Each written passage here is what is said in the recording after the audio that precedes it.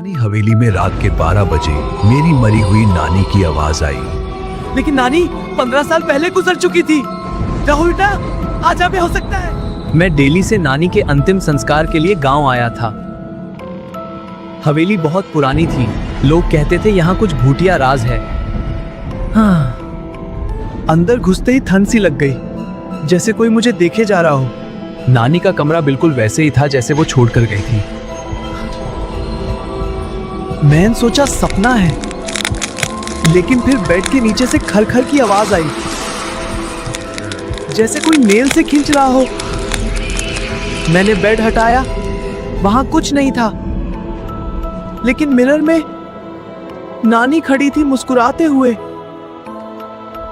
मैं भागा बाहर, लेकिन दरवाजा बंद हो गया था। हवेली जैसे जिंदा हो गई थी। दरवाजा खोलो, कोई है? ये हवेली जाग उठी है।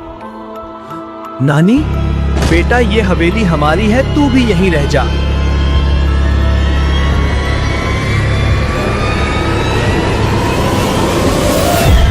मैंने डायरी खोली। नानी एक दयान थी। उसने 7 लोगों की जान ली थी इस हवेली में। बहुत देर हो चुकी थी, अब वो मुझे अपना अद शिकार बनाना चाहती थी।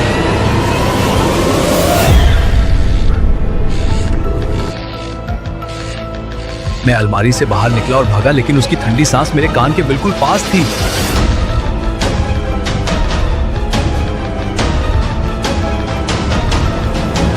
दरवाजे पीछे पीछे बंद होने लगे, जैसे हवेली खुद मुझे पकड़ रही हो। बचाओ, तू दम दो रे। रुक जाओ, मैं फंस गया। ड्राइंग रूम में घुसा। वहां दादाजी की पुरानी फोटो में उनकी आंखें खून से भर गई थी। ये हवेली सिर्फ हमारे खून वालों की है, तू भी अब हमारा हो जाएगा। नानी, आप यहाँ कैसे? ये सब क्या है? ये खून, ये लिखा हुआ। मैं यहाँ से निकलना चाहता हूँ। मैंने पैर छोड़ा, नीचे से पुरानी कंटाली तार ने काट लिया। खून बहने लगा।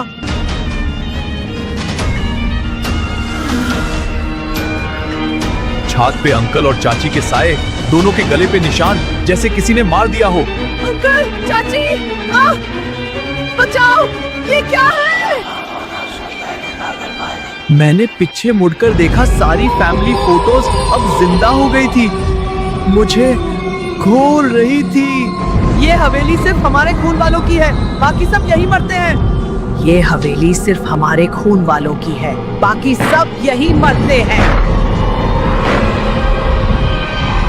मैं ऊपर की तरफ भागा, लेकिन सीढ़ियां खुद हिलने लगी, जैसे जिंदा हो गई हो। दीवारों से हाथ निकलने लगे, हर तरफ से मुझे पकड़ने की कोशिश।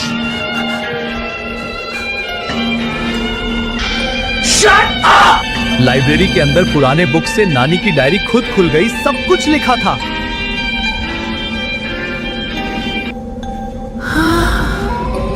अब कोई रास्ता नहीं बचा, हर दरवाजा बंद, हर खिड़की पे वही सफेद साड़ी।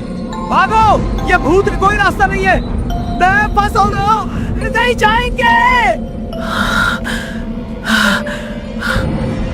मैंने एक खिड़की से कूदने की कोशिश की, लेकिन नीचे भी वही वाइट साड़ी खड़ी थी। मैंने पीछे मुड़कर देखा, नानी मेरे बिल्कुल सामने थी, उसके हाथ ठंडे थे।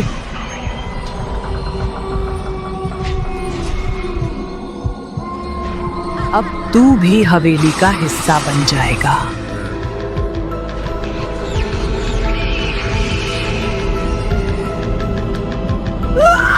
बचाओ, छोड़ दो मुझे। मेरा स्क्रीम पूरी हवेली में गूंजा, लेकिन कोई सुनने वाला नहीं था।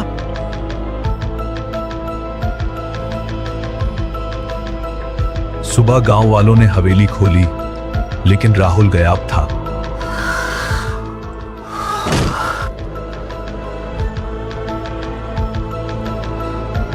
सिर्फ मिरर में एक नया चेहरा मुस्कुराता हुआ दिखा।